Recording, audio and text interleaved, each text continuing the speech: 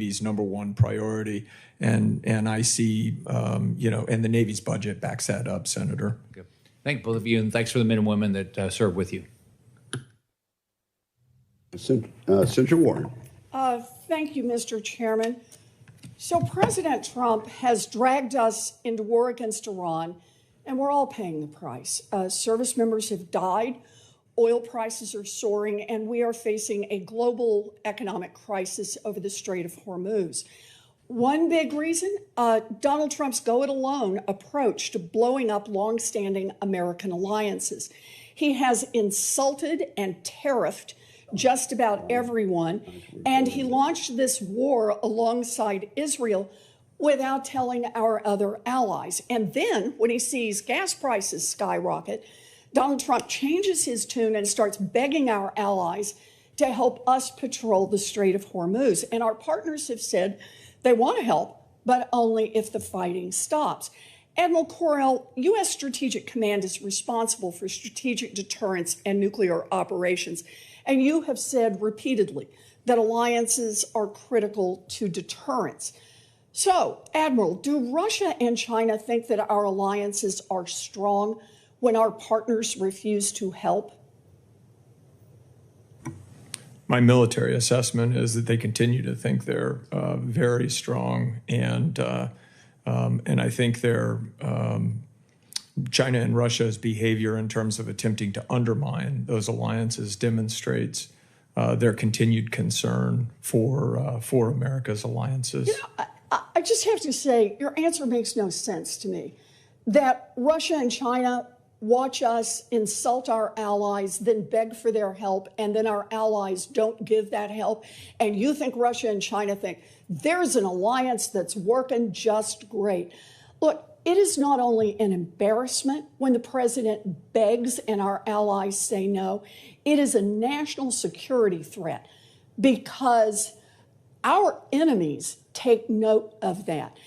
It is your job to advise the secretary about how to deter our greatest threats. And you're telling me your view is there's no threat here.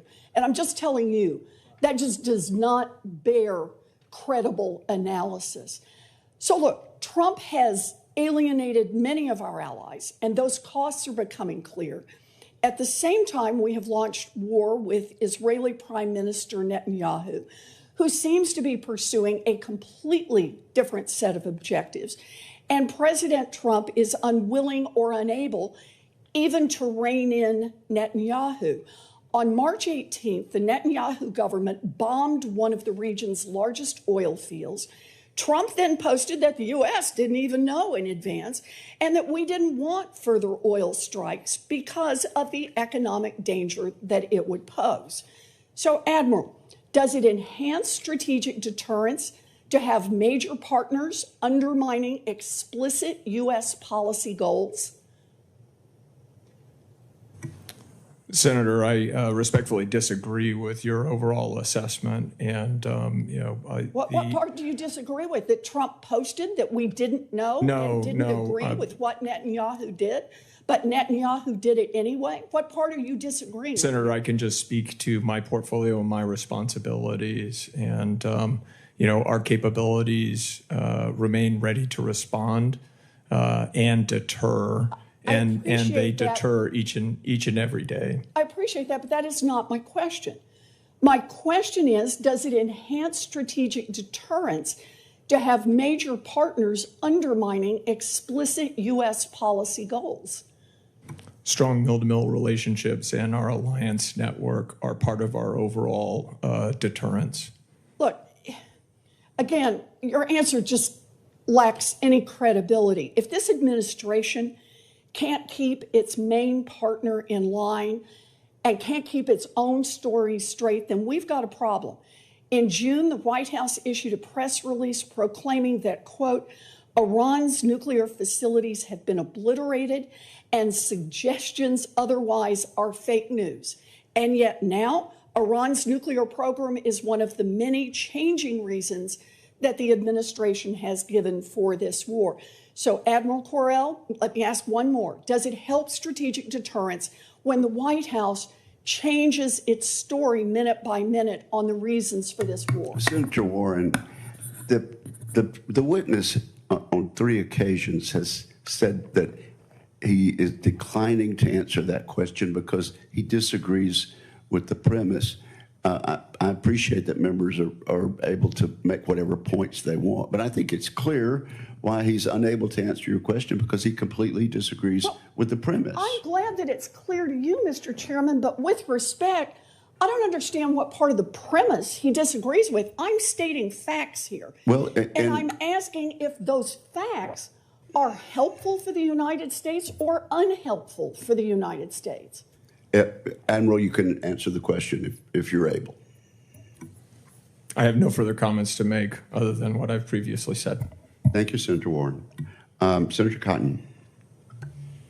Well, for the record, I think your credibility is very high, Admiral, and you're the commander of Strategic Command. You're not the Central Command commander. You're not the Secretary of State. So I don't think it's in your portfolio to make judgments about allies all around the world. Frankly, I commend your restraint. By the second or third time you were asked the question, you didn't just borrow from the internet meme that this is a Wendy's, ma'am. But I just want to press the point a little bit. This idea that we went it alone, obviously we didn't go it alone with Israel. Israel is one of the most capable military partners we have in the world, correct, Admiral? Yes, Senator. And it seems like every Arab nation is with us as well. In fact, the ambassador from the United Arab Emirates just published an op-ed today in the Wall Street Journal explaining why we need to finish the job in Iran.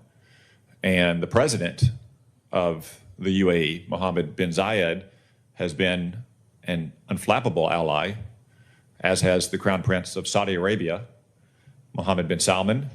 Even countries like Oman and Qatar that tried to mediate differences, maintain friendly relationships with Iran, have expressed their dismay for what's happened. Not surprisingly, since what their friendly relations with Iran got them was a bunch of missiles shot into their country.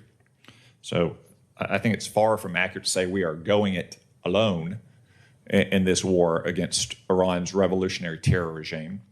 I want to borrow from both of your expertise about missiles and space, and build on what Senator Ernst was discussing, the launch of the intermediate range ballistic missile towards our base in Diego Garcia in the middle of the Indian Ocean. That's bad. I'm glad that it failed. I'm glad that we